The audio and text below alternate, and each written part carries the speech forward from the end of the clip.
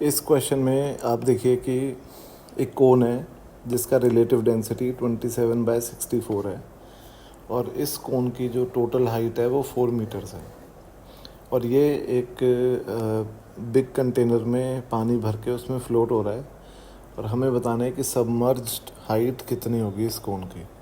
तो हमें एक्चुअली ये हाइट निकालनी है। तो लेट सपोज ये स्मॉल एच है, तो आप ये क्लियरली देख सकते हैं कि जो ये पूरी हाइट है ये कैपिटल एच है और लेट सपोज ये एंगल थीटा है तो ये भी थीटा ही होगा। तो टेन थीटा जो होगा वो होगा आर बाय एच और ये होगा small r by small h. ठीक है, अब ये आप देखिए कि जो स्मॉल आर होगा वो होगा this r by h into ये जो हाइट है स्मॉल एच। इनफैक्ट हमको स्मॉल आर निकाल लेते हैं हम, तो हो जाएगा आर बाय एच जो 4 है और ये हो जाएगा स्मॉल एच। ये फर्स्ट इक्वेशन। अब हम इसमें आपको पता है कि mg को बॉयंसी से इक्वेट करेंगे और जब mg लिखेंगे तो हम लिखेंगे टोटल वॉल्यूम। टोटल वॉल्यूम होगा 1/3 pi r square into h which is 4 और जो डेंसिटी है वो 27/64 times of density of water है रो डब्ल्यू जी। ये तो एम जी है और जो बॉयंसी है वो होगी 1/3 पाई स्मॉल आर स्क्वायर। तो स्मॉल आर की जगह ये रख देते हैं r square h square by 16 into h. H जो है छोटा एच वो यहाँ आएगा और जो डेंसिटी है वो वाटर की आएगी और ये जी होगा। तो अगर मैं इनको कंपेयर करूं तो ये होगी, देखिए आप कैंसिल कीजिए तो अगर cancel 1/3 pi 1/3 pi r square से आर स्क्वायर कैंसिल हो जाएगा और नीचे यहाँ ये मैं लिख देता हूँ। तो देखिए 1/3 पाई आर स्क्वायर से तो मैं कैंसिल कर ही रहा हूँ, 64 से ये 16 रह जाएगा, 16 से 16 कैंसिल हो जाएगा, रो डब्ल्यू जी से रो डब्ल्यू जी कैंसिल हो जाएगा। ठीक है, तो देखिए बचेगा क्या, यहाँ पे बचेगा एच क्यूब। ठीक है, देखिए आप ये कैंसिल हो गया, ये कैंसिल हो गया, ये कैंसिल हो गया, रो डब्ल्यू जी से रो डब्ल्यू जी कैंसिल हो गया और यहाँ पे 16 से 16 कैंसिल हो गया और एच क्यूब बचा 27, तो एच आएगा 3। तो जो करेक्ट आंसर है वो है ऑप्शन नंबर बी। अब हम चलते हैं नेक्स्ट क्वेश्चन पे। इस क्वेश्चन में आप देखिए कि एक स्प्रिंग सिस्टम है जो पुली और ब्लॉक से कनेक्टेड है और स्प्रिंग का कांस्टेंट हमें दिया हुआ है, स्प्रिंग कांस्टेंट, और ब्लॉक का मास हमें दिया है। तो हमें बताना है कि जब हम ब्लॉक को रिलीज़ करेंगे तो मैक्सिमम कितना नीचे आएगा, स्प्रिंग कितना मैक्सिमम खींचेगी। तो लेट सपोज जब हमने ब्लॉक को रिलीज़ किया तो मैक्सिमम ब्लॉक जो है वो x नीचे आया। तो जो ये वाला पॉइंट है ये रूफ से जुड़ा है तो ये पॉइंट का डिस्प्लेसमेंट 0 होगा और इसीलिए इस पॉइंट का डिस्प्लेसमेंट 2x होगा। ये मैंने स्प्रिंग कंस्टेंट, ये ब्लॉक कंस्टेंट से निकाला है, पुली कंस्टेंट से। तो वर्क डन बाय mg की अगर मैं बात करूं तो वर्क डन बाय mg होगा mgx। अब ये m 10 है, g 10 है और x है, तो ये हो गया 100x। और जो ये वर्क डन है ये गया होगा स्प्रिंग के अंदर, तो स्प्रिंग जो है वो खिंची है 2x, तो स्प्रिंग की एनर्जी हो जाएगी हाफ k इंटू 2x का होल स्क्वायर। तो जो स्प्रिंग एनर्जी होगी वो होगी 2kx स्क्वायर। ठीक है, अब हमें इन दोनों को इक्वेट करना है और हम बोल सकते हैं कि mgx यानी 100x work done by mg will be equal to 2kx square. x से x कैंसिल हो गया और यहाँ से x आएगा 100/2 इंटू k विच इज़ 100। तो x आ रहा है हाफ और हमें निकालना है कि स्प्रिंग में एक्सटेंशन कितना हुआ। तो स्प्रिंग में एक्सटेंशन हो गया हाफ का डबल यानी 1। तो जो करेक्ट आंसर आ रहा है इसका वो है ए। अब हम चलते हैं नेक्स्ट क्वेश्चन पे। इस क्वेश्चन में आप ये देखिए कि ये सिचुएशन है, एक स्ट्रिंग से, दो स्ट्रिंग से एक बॉल कनेक्टेड है, ये एंगल 45 डिग्री है, ये लेंथ है एल। हमने क्या किया है कि इसको बॉल को इस प्लेन से बाहर पुल किया है अब इमेजिन कीजिए झूले के जैसे, और इसको छोड़ दिया है तो ये झूले जैसे SHM कर रहा है, जैसा स्विंग होता है झूला, ऊपर प्लेन से बाहर फिर प्लेन से अंदर। तो ये एक फिज़िकल पेंडुलम है, और फिज़िकल पेंडुलम में हम समझते हैं कि इसकी एक्सिस ऑफ रोटेशन ये है। तो हम इसका टाइम पीरियड का फॉर्मूला डायरेक्ट जानते हैं, T होता है 2π√I/mgd, जहाँ पे I होता है moment of inertia along the axis of rotation, m मास है, और d है इस बॉल का एक्सिस ऑफ रोटेशन से डिस्टेंस। तो अगर मैं सबसे पहले ये डिस्टेंस की बात करूँ d, तो ये d है, तो d की जो वैल्यू है ये आएगी L/√2 सबसे पहले तो।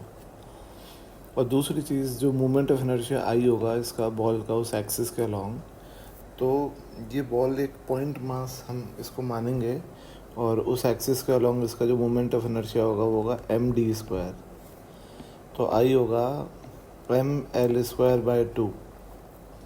तो जो टाइम पीरियड आएगा वो आएगा 2π√I, which is mL²/2 divided by mgd। अब d आप देखिए, d है L/√2, ठीक है।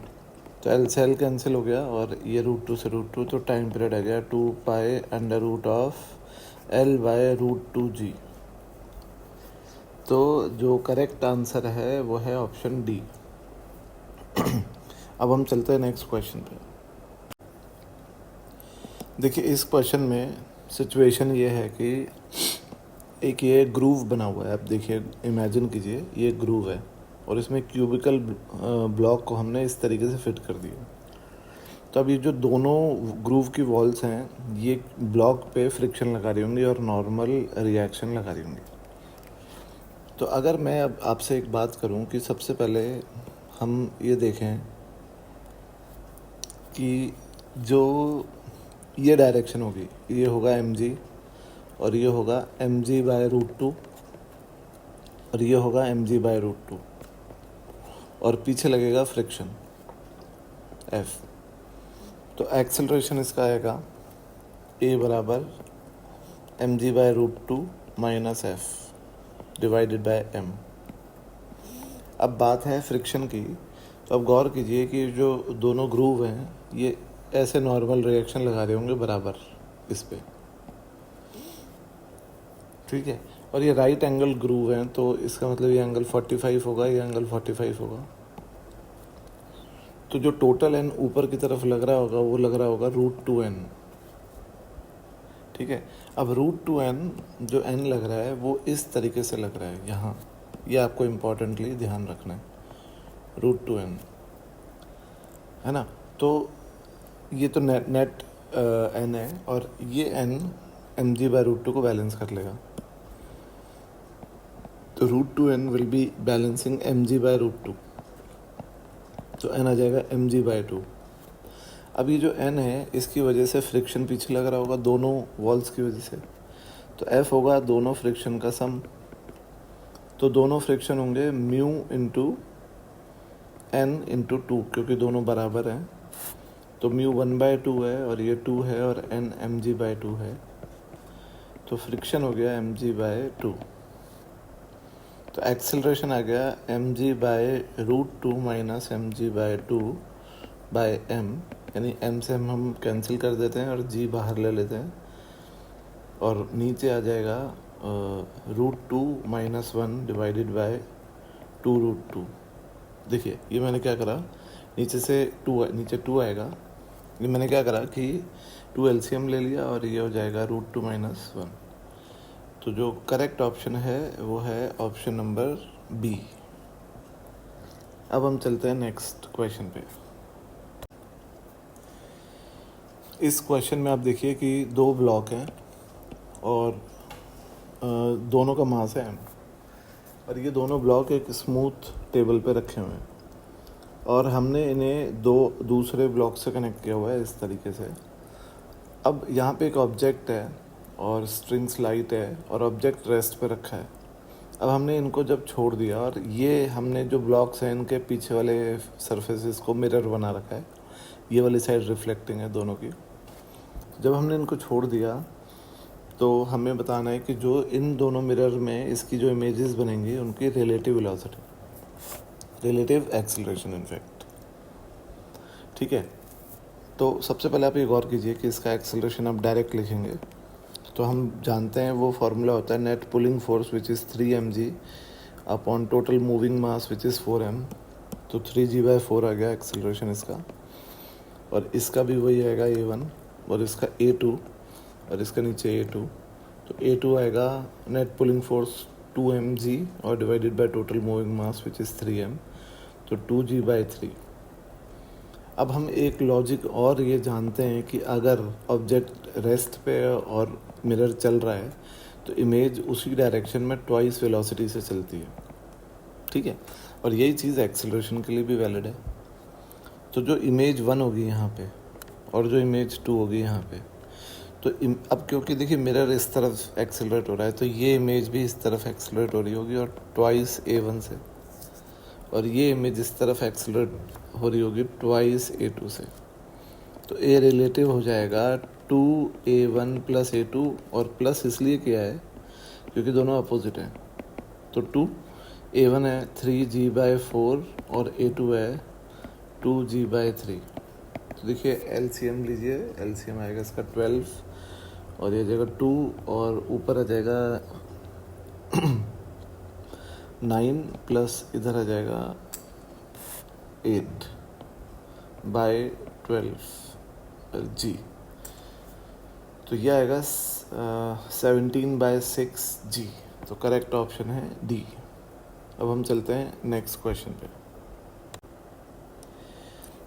देखिए इस क्वेश्चन में ये सिचुएशन है कि इस ब्लॉक को यहाँ से रेस्ट से छोड़ा है, फ्रिक्शन कहीं पे भी नहीं है, और ये स्लाइड जो है यहाँ पे परफेक्टली हॉरिजॉन्टल हो जाती है। यहाँ से ब्लॉक जंप ऑफ करता है और यहाँ पे ग्राउंड पे थीटा एंगल पे स्ट्राइक करता है। तो थीटा हमें दिया है, h1 h2 का रेशियो हमसे पूछा गया। देखिए सबसे पहले आप ये यहाँ पे देखिए कि इसकी जो स्पीड होगी यहाँ पर v, वो होगी √2g h1 - h2, क्योंकि ये जो हाइट है ये है h1 - h2। तो ये जो स्पीड होगी इस पॉइंट पे वो होगी √2g × h1 - h2। और इस स्पीड से जब ये आगे कूदेगा तो ऑब्वियसली यहाँ पे जो इसकी स्पीड होगी वो यही होगी x में, क्योंकि x में कोई चेंज नहीं होता है, और y में ये नीचे आया है h2 हाइट, तो इसकी y में स्पीड होगी √2g h2। तो ये जो थीटा है, ये एंगल की अगर मैं बात करूं तो आप देखिए कि ये एंगल होगा tan theta will be equal to ये वेलोसिटी अपॉन ये वेलोसिटी। तो ये वेलोसिटी vy है √2g h2, और नीचे आएगा √2g h1 - h2। ठीक है, तो आप ये देखिए कि उल्टा अगर कर दूं और स्क्वायरिंग भी कर दूं तो h1 - h2, इनफैक्ट ये h2 है, तो h1 - h2 upon h2, h1 - h2 upon h2 जो होगा वो होगा cot स्क्वायर थीटा। देखिए मैंने क्या करा, मैंने इसका रिवर्स किया, इसको ये 1/tan cot हो गया और इसका स्क्वायरिंग कर दिया। तो यहाँ पे हमें h1/h2 निकालना है, तो h1/h2 - 1 will be cot square theta, और h1/h2 बराबर cot स्क्वायर थीटा +1। तो देखिए cot स्क्वायर थीटा +1 होता है कोसेक स्क्वायर थीटा। तो h1/h2 की वैल्यू आ गई cosec square theta, which is option number C. अब हम चलते हैं नेक्स्ट क्वेश्चन पे। इस क्वेश्चन में आप देखिए कि ये एक इलेक्ट्रिकल सर्किट का पार्ट है ए बी। इसमें करंट 1 एम्पेयर फ्लो हो रहा है और इसका रेजिस्टेंस है 2 ohms। ये एक ईएमएफ सोर्स है और इस ईएमएफ सोर्स का कोई इंटरनल रेजिस्टेंस नहीं है। ठीक है, ये जो पार्ट है सर्किट का ये 50 वॉट की रेट से एनर्जी एब्जॉर्ब कर रहा है। तो बड़ा सिंपल आप एक बात को समझिए कि अगर ये 50 वॉट की रेट से एनर्जी को एब्जॉर्ब कर रहा है तो आप ये देखिए कि हम बोल सकते हैं कि यहाँ पे जो एनर्जी का टोटल यूज़ हो रहा है वो 50 वाट है। तो सबसे पहले आप ये देखिए कि जो पावर लॉस हो रहा होगा यहाँ पर वो हो रहा होगा I²R। तो I²R की वैल्यू आप देखेंगे कि 2 वाट आएगी।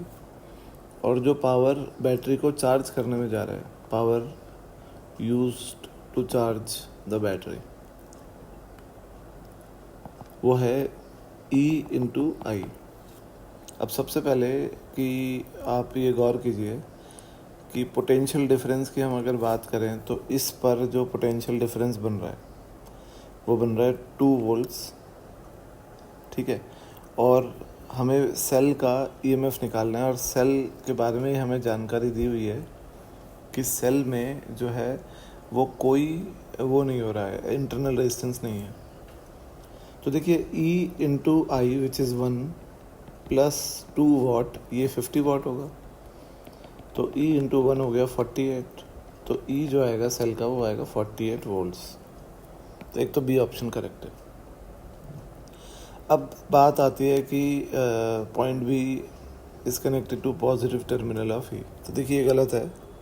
अब ये अपन चेक करते हैं बिल्कुल, क्योंकि अगर ये बैटरी की बात करूँ तो VA माइनस VB जो है वो हम उसकी बात करें तो ये बैटरी एक्चुअली करंट इसके अंदर जा रहा है, और ये बैटरी में जो चार्जिंग हो रही है, तो चार्जिंग की वजह से इसका EMF, मतलब चार्जिंग की वजह से इसके अंदर एनर्जी आती जा रही है।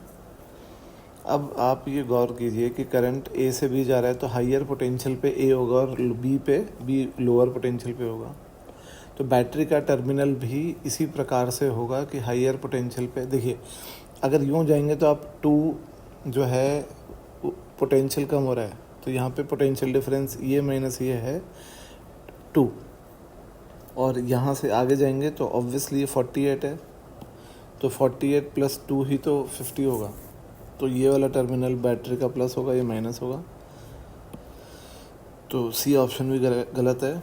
और डी ऑप्शन की rate of conversion of electrical energy into chemical energy is 48 in the device, ये बिल्कुल सही है, क्योंकि जो पावर यूज्ड हो रही है to charge the cell, power used to charge the cell, ये है E/I। तो E है 48, I है 1, तो डी ऑप्शन भी करेक्ट है। अब हम चलते हैं नेक्स्ट क्वेश्चन पे। देखिए इस क्वेश्चन में आप ये देखिए कि सबसे पहले हमें सिचुएशन ये दी है कि ये μ3 2 है, μ2 अननोन है और μ4 4 है, और ये एक रे 30 डिग्री के एंगल पे इस मीडियम पे स्ट्राइक करती है। तो आप सबसे पहले स्नेल्स लॉ लगा के देखिए कि 4 sin 30 जो है वो μ2 sin r के बराबर है। तो ये 2 is equal to μ2 sin r, और μ2 जो है वो 2/sin r।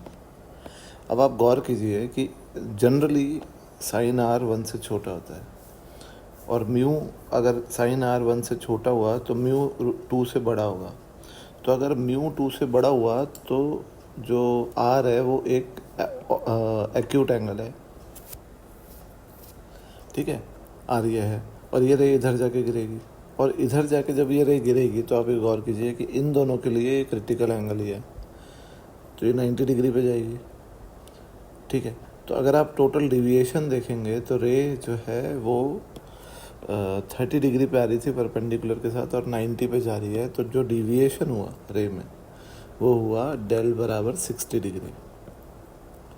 समझ गए आप? अगर ये ऐसे जाती पर ये गई ऐसे नीचे की तरफ, ये 30 है, तो ये जो डिविएट हुई है 60 डिग्री है। तो अगर μ2 2 से बड़ा है तो डिविएशन 60 है। पर आप देखिए कि अगर μ2 2 से छोटा हुआ तो इसका मतलब sin r की वैल्यू जो है वो 1 से बड़ी हो गई, विच इज़ नॉट पॉसिबल। तो इसका मतलब अगर ये पॉसिबल नहीं हो रहा है तो इसका मतलब है कि यहीं से इसका TIR हो जाएगा, और ये बिल्कुल सही भी है, क्योंकि अगर μ2 2 है तो ये एंगल इन दोनों के लिए क्रिटिकल एंगल है, और μ2 अगर 2 से कम है तो ये एंगल क्रिटिकल से ज़्यादा है। तो रे का यहीं से टी आई आर हो जाएगा, और इन दिस केस जो डिविएशन होगा वो होगा 180 माइनस 2i, तो डेल हो जाएगा 180 माइनस 2 इंटू 30, तो डेल हो जाएगा 120 डिग्री। तो ऑप्शन डी करेक्ट हो गया। अब हम चलते हैं नेक्स्ट क्वेश्चन पे। इस क्वेश्चन में आप देखिए कि यहाँ पे एक पार्टिकल है जिसका मास है 1 kg, और ये इनिशियली रेस्ट में था और स्ट्रेट लाइन में चल रहा है, और इस पर एक फोर्स लग रही है F। ये F जो है x के साथ वेरी कर रही है। हमें बताना है सही ऑप्शंस क्या हैं। देखिए, सबसे पहले maximum kinetic energy of the particle, तो देखिए आपको दिख रहा होगा कि 3 सेकंड तक वर्क डन पॉजिटिव है और 3 के बाद 6 तक वर्क डन नेगेटिव है। तो यानी काइनेटिक एनर्जी 3 सेकंड तक बढ़ रही है।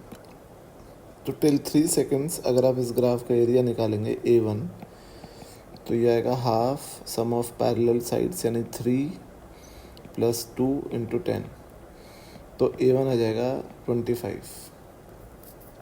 ठीक है, तो maximum kinetic energy work done के बराबर ही होगी, पॉजिटिव वर्क डन के बराबर, क्योंकि उसके बाद कम होगी।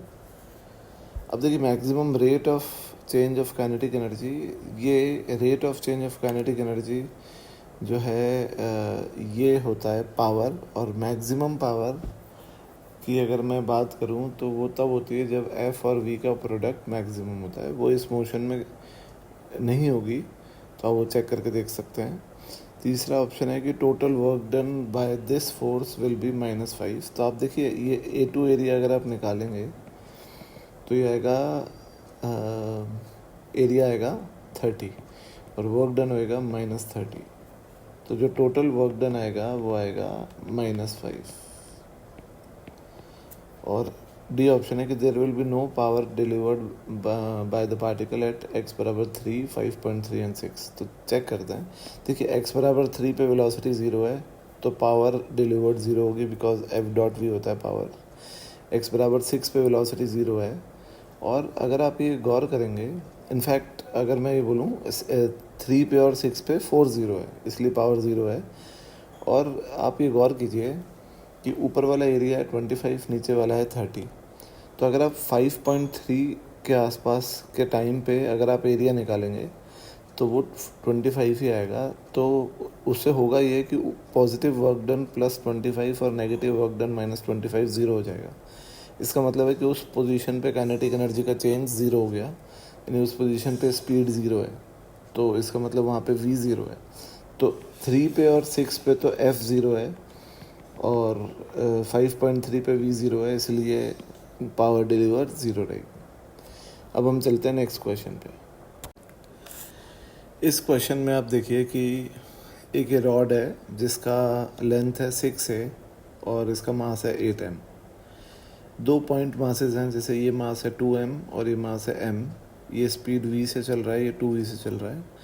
ये पॉइंट मास यहाँ के स्ट्राइक करता है, ये यहाँ पे स्ट्राइक करता है, और ये दोनों चिपक जाते हैं रॉड के। तो हमें बताना है कि तीनों अगर हॉरिजॉन्टल फ्रिक्शनलेस प्लेन पे रखे हैं, तो हमें बताना है कि कोलिजन के बाद सेंटर ऑफ मास जो पूरा सिस्टम बनेगा उसकी स्पीड क्या होगी, जो m मास की बॉल है उसकी स्पीड क्या होगी, और 2m मास की बॉल है उसकी स्पीड क्या होगी। तो देखिए, आप सबसे पहले मैंने ये सिचुएशन बना दी कि अगर ये बॉल्स आके चिपक जाएंगी तो आप मास मूवमेंट चेक कीजिए, 2m इंटू ए और m इंटू 2a, तो ये इक्वल है। तो यानी सिस्टम का सेंटर मास अभी भी यहीं रहेगा जहाँ रॉड का था। दूसरी चीज़ इम्पॉर्टेंट ये है कि इनिशियल मोमेंटम पूरे सिस्टम का 0 है। आप देखिए कि m इंटू 2m इंटू वी और -m इंटू 2v 0 है, तो फाइनल मोमेंटम भी सिस्टम का 0 रहेगा, यानी सेंटर ऑफ मास की वेलोसिटी 0 रहेगी। तो ए ऑप्शन करेक्ट हो गया। और दूसरी बात होती है कि हमें ओमेगा निकालना पड़ेगा।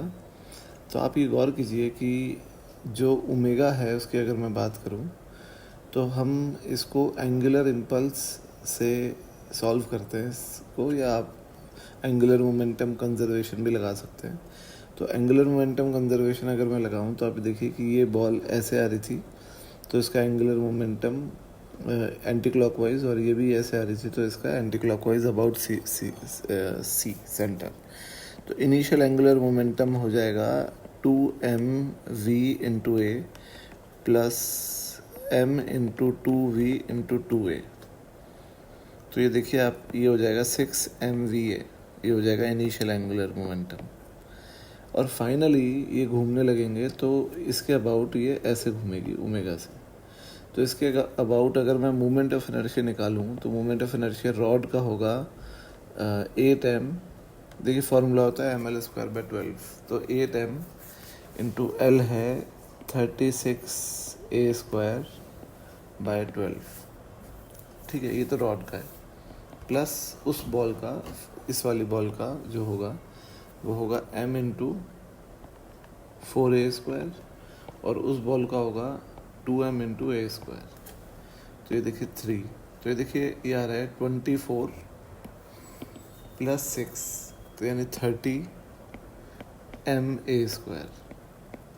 तो अगर आप अब फाइनल एंगुलर मोमेंटम लिखेंगे तो फाइनल एंगुलर मोमेंटम होगा अबाउट c i ओमेगा। तो i हो गया 30ma² और ओमेगा, और इसको आप इनिशियल एंगुलर मोमेंटम जो 6mva था उससे बराबर कीजिए, तो 6mva। तो m से m कैंसिल, a से a कैंसिल, तो जो v आएगा ये इनफैक्ट ओमेगा जो आएगा वो आएगा v/5a। चेक कीजिए, तो ये जो ओमेगा आया, अब इससे अगर आप देखेंगे कि इसकी वेलोसिटी कितनी होगी तो इसकी a ओमेगा होगी, यानी v/5। तो जो 2m वाला है उसकी तो v/5 और उसकी 2a ओमेगा यानी 2v/5। तो करेक्ट आंसर्स हैं a, b और c। अब हम चलते हैं नेक्स्ट क्वेश्चन पे। देखिए इस क्वेश्चन में आप गौर कीजिए कि एक हॉलो स्फीयर है और एक सॉलिड स्फीयर है, जिनका मटेरियल सेम है और जिनका रेडियस भी सेम है, और उनको हमने इक्वल टेम्परेचर तक हीट किया। तो सबसे पहला ऑप्शन है कि both will emit the equal amount of radiation per unit time, यानी रेडिएशन पावर होती है सिग्मा E(a)T⁴। देखिए सिग्मा कांस्टेंट है, दोनों के लिए सेम है, मटेरियल सेम है तो ई भी सेम है, रेडियस सेम है तो एरिया भी सेम है, और टेम्परेचर सेम है ही। तो रेडिएशन पर यूनिट टाइम जो वो एमिट करेंगे वो सेम रहेगा, एब्जॉर्ब जो करेंगे वो भी सेम रहेगा क्योंकि उसमें ए आ जाता है और टेम्परेचर सराउंडिंग का आ जाता है, तो वो सेम है दोनों के लिए। और इनिशियल रेट ऑफ कूलिंग, तो देखिए rate of cooling depends on मास। हम जो फार्मूला लिखते थे वहाँ पे मास भी आता था, तो रेट ऑफ कूलिंग मास पे डिपेंड करता है। और क्योंकि मटेरियल सेम है तो एक का मास, एक हॉलो है तो जिसका हॉलो है उसका मास कम होगा और सॉलिड का ज़्यादा होगा, तो ये करेक्ट नहीं होगा। और 2 spheres will have equal temperature, C भी करेक्ट नहीं होगा क्योंकि अगर रेट ऑफ कूलिंग अलग अलग है तो किसी एक इंस्टेंट पे आगे फर्दर उनका टेम्परेचर सेम नहीं होगा। अब हम चलते हैं नेक्स्ट क्वेश्चन पे। देखिए इस क्वेश्चन में आप गौर कीजिए कि 2 पार्टिकल हैं जिनका वेलोसिटी टाइम ग्राफ दिया हुआ है और दोनों एक्स एक्सिस पे चल रहे हैं और दोनों एक साथ ओरिजिन से स्टार्ट हुए। अब एक पार्टिकल B तो कांस्टेंट स्पीड से ओरिजिन से निकला 4 से, और A है कांस्टेंट एक्सेलरेशन से जा रहा है, इनिशियली रेस्ट पे था। तो आपको दिखेगा कि शुरू में तो B आगे निकलेगा और 4 सेकंड पे ऐसा होगा कि जो A है उसकी स्पीड B की स्पीड के बराबर पहुंचेगी। तो अब हम अगर ये देखें कि मैक्सिमम सेपरेशन तब होगा जब दोनों की रिलेटिव स्पीड 0 हो जाएगी, तो ये तो बिल्कुल आपको समझ में आएगा कि यहाँ तक रिलेटिव स्पीड 0 होगी। पर आप गौर कीजिएगा कि इस इंस्टेंट के जस्ट बाद A फिर से रुक गया और B अभी भी चल रहा है पर थोड़ा कम वेलोसिटी से चल रहा है, तो अब इनके बीच का सेपरेशन जो अभी तक था उससे और बढ़ेगा। तो अब मैक्सिमम सेपरेशन तब आएगा जब अगेन इनकी स्पीड बराबर होगी। अब देखिए 4 से 8 में तो 2 तो कांस्टेंट स्पीड से जा रहा है, ये B तो कांस्टेंट स्पीड से जा रहा है 2 से। तो अब मैक्सिमम सेपरेशन तब होगा इनके बीच का जब ये 4 से 8 में A भी 2 मीटर पर सेकंड की स्पीड पे पहुंचेगा। ठीक है, तो ये होगा, आप देखिए इस ग्राफ के हिसाब से 6 सेकंड पे आप उससे देख सकते हैं कि ये ग्राफ का स्लोप जो है वो है 1। ठीक है, तो यहाँ पे भी ऐसा होगा, ये 6 सेकंड पे, तो 6 सेकंड तक का जो सेपरेशन होगा वो मैक्सिमम सेपरेशन होगा। अब देखिए 6 सेकंड तक का एरिया देखिए, तो ये एरिया A1 और ये एरिया A2। तो A1 आ रहा है 10, A2 आ रहा है, इनफैक्ट A1 आ रहा है 8 और A2 आ रहा है 2। तो A1 प्लस A2 यानी A का जो डिस्टेंस ट्रैवल्ड है वो आ रहा है 10 और इसका एरिया ये आ रहा है 16 और ये एरिया आ रहा है 4। तो ये टोटल डिस्टेंस हो गया SB 20 और ये SA। तो जो S रिलेटिव होगा मैक्सिमम वो होगा 20 माइनस 10 यानी 10। तो इसको मैं मैक्सिमम इसलिए कह रहा हूँ क्योंकि इस इंस्टेंट के बाद इसकी स्पीड 2 से बढ़ेगी और ये कांस्टेंट 2 से जा रहा है तो ये स्पीड अप होने लगेगा, तो ये इन दोनों के बीच की दूरी कम होने लगेगी। तो एक तो A करेक्ट है और दूसरा कि ये 6 सेकंड्स पे होगा, वो C करेक्ट है। तो इसके करेक्ट आंसर्स हैं A और C। अब हम चलते हैं नेक्स्ट क्वेश्चन पे। देखिए इस क्वेश्चन में ये एक ब्लॉक है, मास 1 kg है, ये म्यू 1.5 है और ये 11 kg ब्लॉक है। अब हमने जब इस सिस्टम को छोड़ा तो जो ये P पॉइंट है इसका एक्सेलरेशन मिला A, तो हमें 4A की वैल्यू निकालनी है। पहले आप ये चेक कीजिए कि ये सिस्टम चलेगा कि नहीं चलेगा। तो उसके लिए आप ये देखिए कि लेट सपोज ये रेस्ट पे है, तो अगर ये रेस्ट पे है तो ये T होगा टेंशन, और क्योंकि स्ट्रिंग मासलेस है तो ये भी T होगा, ये भी T होगा, ये भी T होगा और ये होगा 2T। तो देखिए 3T जो होगा वो 110 होगा, तो T यहाँ से होगा 110/3। अब यहाँ पे जो मैक्सिमम फ्रिक्शन लग सकता है F मैक्स वो होगा म्यू mg यानी 3/2 इंटू 10 यानी 15 लगेगा। तो आपको दिख रहा होगा कि ये T इससे बड़ा है तो ये ब्लॉक को चलाएगा। ठीक है, तो ये तो एक बात हो गई कि ब्लॉक चलेगा। अब दूसरी बात यह है कि एक्सेलरेशन कितना होगा। तो हमने माना कि लेट सपोज ये चल रहा है और इसका एक्सेलरेशन है A, तो अगर ये चल रहा है तो फ्रिक्शन पूरा लग रहा होगा मैक्सिमम, और मैक्सिमम फ्रिक्शन होगा 3/2 इंटू 10, तो 3/2 इंटू 10 हो जाएगा 15। तो इसकी इक्वेशन बनेगी इस ब्लॉक की T, इनफैक्ट यहाँ बना देता हूँ, तो T minus 15 will be equal to 1A। ठीक है, तो ये हो गया T बराबर A plus 15, this is first equation. अब अगर इसका एक्सेलरेशन A है तो इस पॉइंट का भी A होगा नीचे, मैंने ऐसा माना है। और यहाँ पे लेट सपोज कि P पॉइंट का एक्सेलरेशन है नीचे की तरफ A1, ठीक है, या हम उसको मान लेते हैं ऊपर की तरफ, इट डजेंट मैटर्स, A1। तो ये पॉइंट नीचे जा रहा होगा A1 से। ठीक है, अब ये जो पॉइंट अगर A1 से नीचे जा रहा है तो ये ब्लॉक भी A1 से नीचे जा रहा होगा, और अगर ये ब्लॉक A1 से नीचे जा रहा है तो ये पुली भी A1 से नीचे जा रही होगी, और A1 जो पुली का एक्सेलरेशन है वो इन दोनों का एवरेज होगा। तो इक्वेशन बनेगी A माइनस A1/2, तो A बराबर आएगा 3A1। ठीक है, अब अगर मैं ब्लॉक की इक्वेशन लिखूं तो ब्लॉक पे आप गौर कीजिए कि अगर ये T है तो ये भी T होगा, ये भी T होगा और ये भी T होगा। तो ब्लॉक पे लग रहा है ऊपर की तरफ, देखिए ये T, तो ये T, ये T, ये T, सेम ही रोप है, और ये 2T, तो ब्लॉक पे 3T लग रहा है ऊपर और ब्लॉक जा रहा है नीचे। तो इक्वेशन बनेगी 110 माइनस 3T बराबर 11 into A1। A1 will be A/3, तो 3T will be equal to 110 minus 11A/3। ठीक है, तो T will be equal to 110/3 minus 11A/9, और T हमें पहले ही पता है, तो A plus 15 will be equal to 110/3 minus 11A/9। इसको इधर ले आइए तो ये 20A/9 आ जाएगा, और उस तरफ ये आएगा 110/3 माइनस 15, तो ये हो जाएगा 65/3। चेक कीजिए, 110 माइनस 45 जो होगा वो होगा 65/3। तो इससे आप ये कैंसिल कीजिए, ये हो गया 3, और इससे कैंसिल कीजिए 13 5 से, और ये हो जाएगा 4।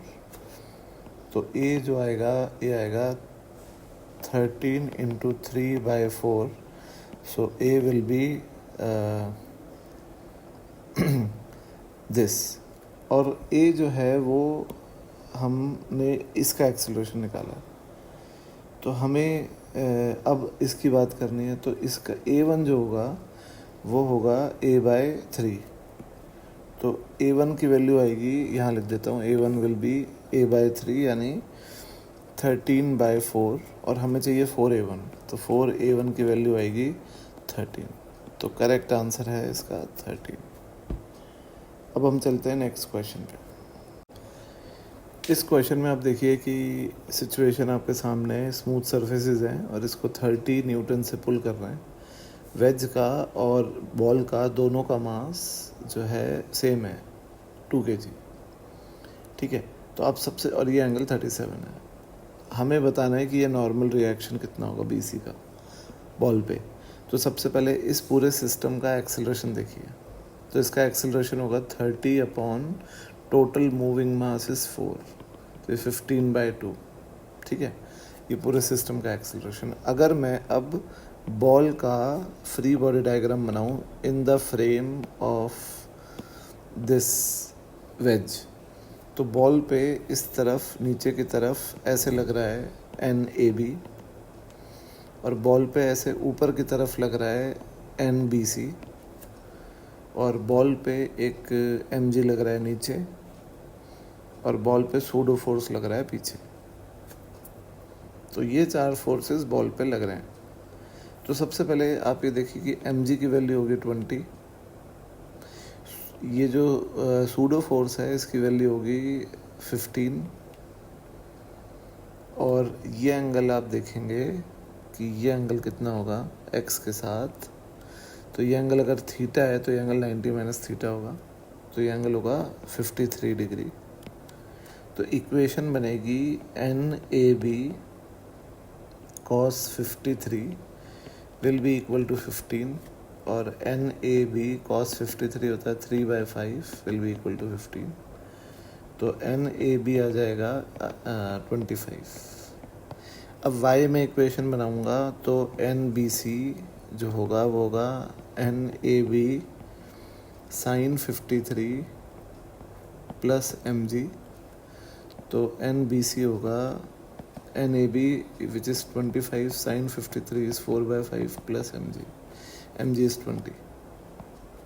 तो देखिए ये आपका NBC की वैल्यू आएगी 40। तो जो करेक्ट आंसर है इस क्वेश्चन का वो है 40। अब हम चलते हैं नेक्स्ट क्वेश्चन पे। इस क्वेश्चन में ये क्या है कि ये कोन है जिसका मास है 2 kg, और ये रफ़ कोन है, इसका सरफेस रफ़ है, और इसी रफनेस की वजह से हमने 2 फिंगर से इसको इस तरीके से होल्ड किया हुआ है। तो अब देखिए हमें बताना है कि हम फिंगर से जो फोर्स लगा रहे हैं वो कितनी होगी। तो इसके लिए मैं कोन का फ्री बॉडी डायग्राम बनाता हूँ आपके सामने। तो आप ये देखिए कि ये जो कोन है, ये कोन इस तरीके से आप मान लीजिए, ये कोन पे इस ऐसे 2 फोर्सेस लग रही होंगी फिंगर की, N और N। तो जो हमने बराबर माने क्योंकि ऑलमोस्ट ये बराबर ही है। और ये जो एंगल होगा ये होगा 3/4, तो ये देखिए 37 डिग्री होगा। तो ये जो N होंगे, देखिए ये 37 है, ये 90 है, ये 53 है, ये 37 होगा, और ये भी 37 होगा। ठीक है, अब दूसरी चीज़ है कि फ्रिक्शन जो लग रहा होगा वो कोन को बचाने के लिए ऐसे लग रहा होगा F, ये भी F लग रहा होगा। ठीक है, तो अब आप mg लग रहा होगा नीचे। तो सबसे पहले फ्रिक्शन की वैल्यू होगी μ/n, और μ1 है तो ये n ही होगा। अब आप इस पे गौर कीजिए, तो इसका जो डायग्राम बन रहा है वो ऐसा बन रहा है कि नीचे mg लग रहा है और नीचे लग रहा है, ये देखिए ये 37 बताया था मैंने, तो ये n sin 37 n sin 37 यानी प्लस 2n sin 37, और ऊपर लग रहा है ये 37 है, तो 2f cos 37 बराबर 2f cos 37, क्योंकि रेस्ट पे है। और mg की वैल्यू है 20, प्लस 2n साइन 37 होता है 3/5 और 2 इंटू एफ एन के ही बराबर है कॉस 37 होता है 4/5. तो 20 will be equal to 8n/5 minus 2n/6n/5. तो 20 will be equal to 2n/5. तो n यहाँ से आप देखिए कि ये हो गया 10 और n आ गया 50. तो हमें हमारी फिंगर से 50 न्यूटन का फोर्स लगाना पड़ेगा टू होल्ड दिस वेज. अब हम चलते हैं आगे. इस क्वेश्चन में आप ये देखिए कि एक इन्फिनाइटली लार्ज शीट है जिसका सरफेस चार्ज डेंसिटी दिया हुआ है सिग्मा, जो कि है 1/36 पाई इंटू 10⁻⁻⁶, इनफैक्ट -9 नैनो. ठीक है. और एक लार्ज कंडक्टिंग एक अनचार्ज कंडक्टिंग शेल है जिसका रेडियस 20 है, वो इसके सामने रखा है. इसके अंदर एक 6 मिली कूलम का चार्ज रखा है. तो हमें इस चार्ज पे इस स्फीयर की वजह से फोर्स निकालना. तो आप गौर कीजिए कि स्फीयर तो अनचार्ज्ड है और इसीलिए स्फीयर के अंदर नेट फील्ड 0 होगी, पर स्फीयर के अंदर शीट की जो फील्ड होगी और जो इंड्यूस फील्ड होगी वो अपोजिट होगी, तभी नेट 0 होगी. तो जो ई शीट है वही एग्जैक्टली ई इंड्यूस के बराबर होगा और ई शीट होगा σ/2ε0 और यही ई इंड्यूस्ड होगा. अब जो फोर्स स्फीयर चार्ज पे लगाएगा वो इंड्यूस फील्ड की वजह से लगाएगा, तो जो वो फोर्स होगी वो होगी Q इंटू ई इंड्यूस्ड. और मैग्नीट्यूड में सबसे पहले तो Q की वैल्यू है 6 इंटू 10⁻⁻3. ई इंड्यूस्ड जो है वो उसके ही बराबर है शीट की फील्ड जो कि σ/2ε0 है. तो F की वैल्यू आएगी 6 इंटू 10⁻⁻3. सिग्मा है 1/36 पाई इंटू 2, ये 2 और ऊपर आएगा 10⁻⁹ और ε0. अब आप देखिए कि पाई ε0 की वैल्यू जो होती है वो 4k होती है. k वही है फोर्स कांस्टेंट. तो ये हो गया आपका देखिए 6/ये हो गया नीचे 12 और ऊपर हो गया 4k. पाई ε0 की वैल्यू मैंने लिख दी तो 4k, नीचे हो गया 12. ठीक है. और ऊपर पावर में आया 10⁻⁻12. तो ये आप देखिए कि k होता है 9 इंटू 10⁻⁹. तो ये जाएगा 3 इंटू 10⁻⁻3. तो ये आएगा 3 मिली न्यूटन. तो जो करेक्ट आंसर है वो है 3. अब हम चलते हैं नेक्स्ट क्वेश्चन पे. इस क्वेश्चन में आप देखिए कि ये एक सिलेंडर है जो अल्फा से रोल कर रहा है. अल्फा कांस्टेंट है, इस तरीके से रोल कर रहा है. सिलेंडर का रेडियस है 2.5 और इसके अंदर एक छोटी सी बॉल है सॉलिड स्फीयर जो 30 डिग्री के एंगल पे फिक्स्ड है. मतलब फिक्स्ड यानी कि ये रोलिंग तो कर रही है पर ये नीचे नहीं गिर रही. तो by all forces it is in translational equilibrium, यानी ट्रांसलेट नहीं कर रही, रोल कर रही है. तो हमें बताना है कि अल्फा की वैल्यू कितनी होगी. तो अब सबसे पहले बॉल की बात करते हैं कि बॉल पे नीचे जो लग रहा होगा वो लग रहा होगा, देखिए फ्रिक्शन बॉल पे ऐसे लगेगा और बॉल पे नीचे की तरफ इस तरफ लगेगा mg sin 30 यानी mg/2. mg तो नीचे लग ही रहा है और ऐसे लग रहा होगा mg cos 30 यानी √3 mg/2. अब क्योंकि बॉल का एक्सेलरेशन 0 है तो आप बोल सकते हो कि F mg/2 के बराबर होगा फ्रिक्शन.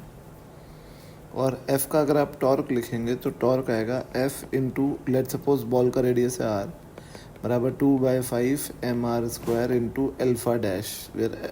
या हम मान लेते हैं कि बॉल का जो हाँ चलिए अल्फा डैश ही मानिए उसको, एक्सेलरेशन एंगुलर बॉल का. तो F जो है वो mg/2 है. तो mg/2 बराबर 3/5 mr अल्फा डैश. m से m कैंसिल. तो देखिए अल्फा डैश की वैल्यू आ रही है 5g/ ये 2 है इनफैक्ट, ये 3 नहीं है. तो 5g/4 r. और जो बॉल है, अगर मैं बॉल के इस पॉइंट की, ये जो कॉन्टैक्ट पॉइंट है, इस पॉइंट का एक्सेलरेशन लिखूं, ये अल्फ़ा डैश इसका सेंटर का अबाउट एंगुलर एक्सेलरेशन है, तो बॉल का एक्सेलरेशन इस पॉइंट का होगा ए बराबर आर अल्फ़ा डैश, तो ए होगा 5/4g। और अगर ये जो सिलेंडर का एक्सेलरेशन है इस पॉइंट पे, वो भी अगर उतना ही हुआ तो ये रोलिंग भी सेटिस्फाई होगी। तो सिलेंडर का एक्सेलरेशन होगा आर अल्फ़ा, जहाँ पे अल्फ़ा सिलेंडर का और आर सिलेंडर का। सिलेंडर का आर है 5/2 और अल्फ़ा को अल्फ़ा ले लिया, और इस बॉल के इस पॉइंट का एक्सेलरेशन होगा 5/4g। तो देखिए अल्फ़ा यहाँ से आप आएगा g/2, तो विच इज़ 5। तो करेक्ट आंसर है अल्फ़ा का 5। Thank you. इस क्वेश्चन में आप देखिए कि एक ब्लॉक है जिसका मास है m, और वो एक इंक्लाइन प्लेन पर रखा है जिसका ये इंक्लिनेशन 30 डिग्री है। इंक्लाइन प्लेन का मास भी m है, जो हमें m और m हमें नहीं दिए।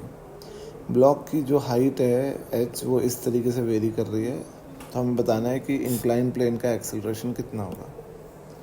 तो आप सबसे पहले ये देखिए कि ब्लॉक की बात करूं तो h दिया हुआ है ब्लॉक का, h is equal to 3/2 minus 3/2 t²।